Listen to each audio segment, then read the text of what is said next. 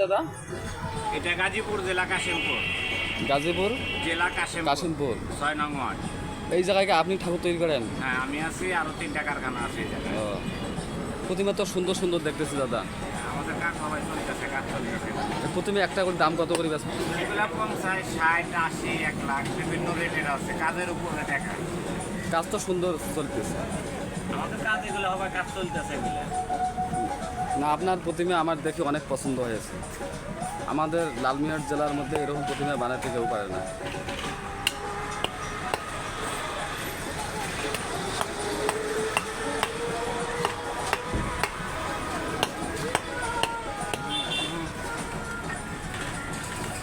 এটা উল্টে নাও। দর্শক ভাই বন্ধুরা, দেখেন প্রতিমার কাজ চলতেছে কারখানার মধ্যে।